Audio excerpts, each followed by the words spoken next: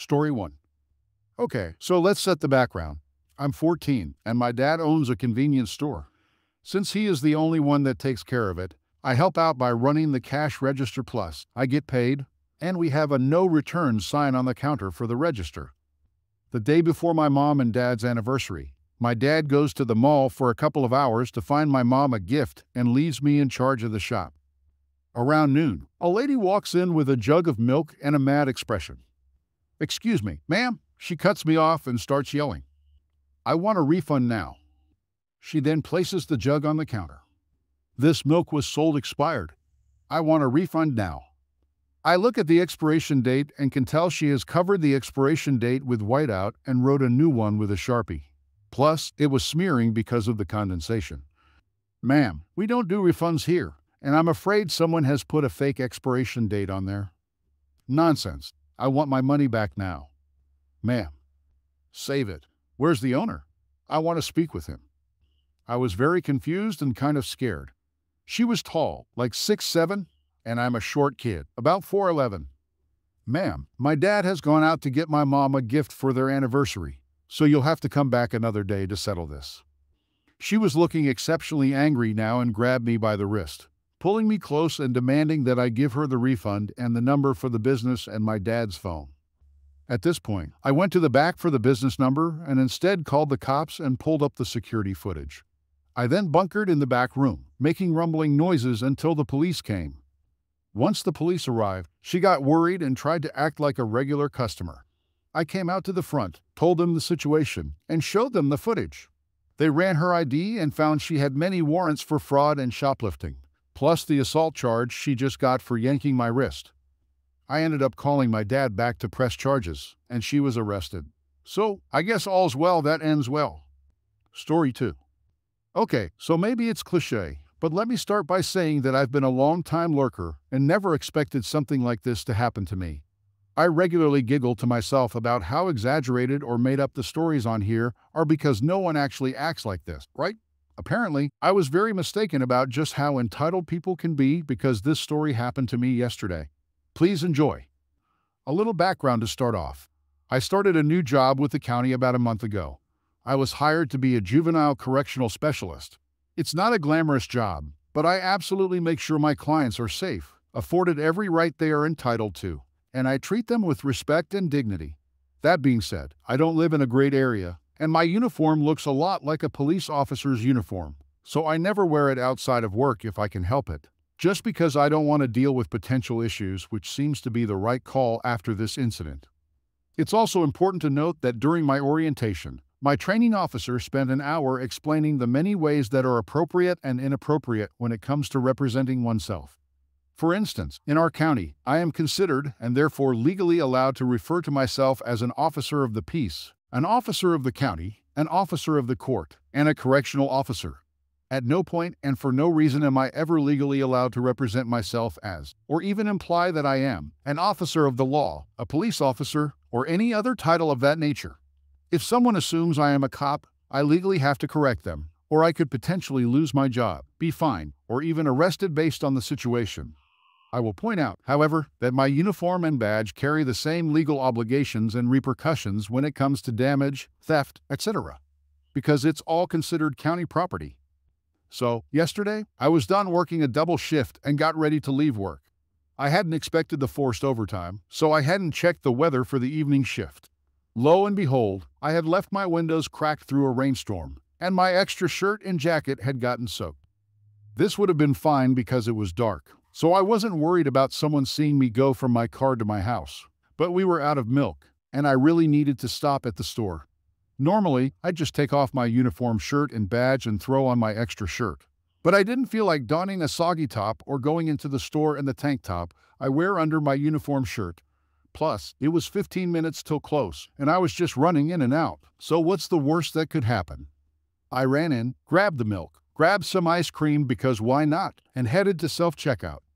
The line was pretty long and wrapped around towards the entrance, so I was in the entitled lady's direct line of sight when she stepped through the doors. While she didn't fit the mold of the traditional Karen, I think she still counts. She was an older woman, probably in her 50s, in heels and a rather low-cut sundress. Fake tan and fake hair.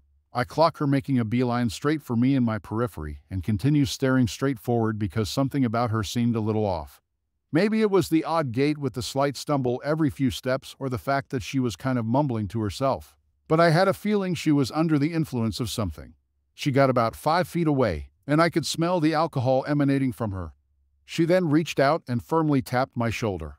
The following is our conversation, nearly word for word as best as I can remember. "Excuse me, I'm so glad I made it before they closed," she tells me. "That's great," I say, continuing to stare forward, attempting to ignore her.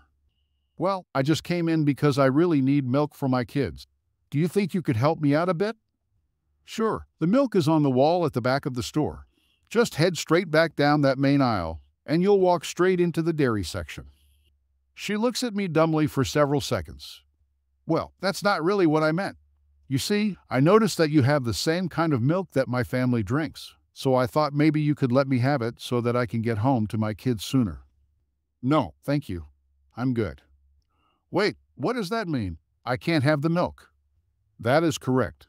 You can take 3 minutes to walk back and get your own milk, just like I did. That's how groceries work." Again, she stares at me for several moments, trying to process the situation through the haze of intoxication. "You are being incredibly rude, and you shouldn't even be in here." "How do you figure that?" "My tax dollars aren't supposed to be paying for the police to go shopping while on duty. Now give me that milk, and I want your badge number so that I can talk to your superiors about your inappropriate behavior." "Ma'am, I am not a police officer, and I am not on duty. I just happen to be coming home from work and still have my uniform on." She was now starting to shriek and attract attention. "You are obviously lying. I can see your badge right there. I won't let you get away with lying just to protect your job." At this point, she begins to claw at the badge-shaped patch that is sewn onto the upper right shoulder of my uniform shirt. Not wanting to escalate things further, I took a step back and grabbed my real badge to show her. Now, it's not like a metal badge or a jacketed ID like cops or detectives carry. It's literally just a laminated card in a clear pouch attached to a retractable clip on my belt. The pocket also contains my electronic access card to the jail itself, the whole jail, not just the juvenile side, which was about to become a huge deal. Holding up my badge, I said, "See how it says corrections specialist, not police officer?" Bold as anything, this crazy drunk reaches out, snatches my badge out of my hands, and rips it off my belt. Now, at this point, the bystanders that had been nervously standing and muttering amongst themselves went silent because, like most sane and rational human beings, they realized that it's never a good idea to take the badge of someone in uniform, whether they are a cop or not. I myself took a moment to respond because I truly could not understand the idiocy of stealing anything, let alone a badge, over a gallon of milk. I would have been within my rights to grab her and force her to give it back. But again, I didn't want things getting out of hand, so I decided to reason with her. "Ma'am, I don't think you realize the consequences of what you've just done. That is the badge of a county officer, and stealing one is a misdemeanor if you're lucky. However, behind that badge is my swipe card for the jail. You've literally just stolen a key to the county jail, which is a felony with a potential 10-year sentence. This is absolutely true. By the way, I think you should probably hand it back to me right now because I don't think a gallon of milk is really worth a decade of your life." Karen, starting to look a little nervous by now, said, "That's not what I meant to do." Looking at the bystanders for support, she continued, "You saw how she was being rude to me, right? I was just trying to get her information, and she wouldn't give it to me. I didn't do anything wrong, right?"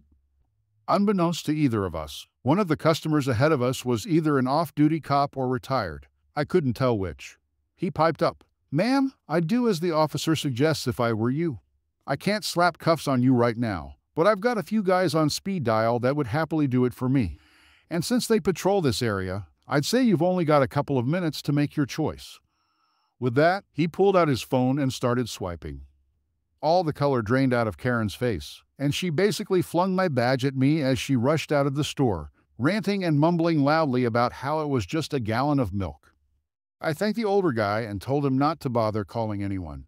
Everyone got through the checkout like responsible adult human beings, and I got to head home and enjoy my ice cream.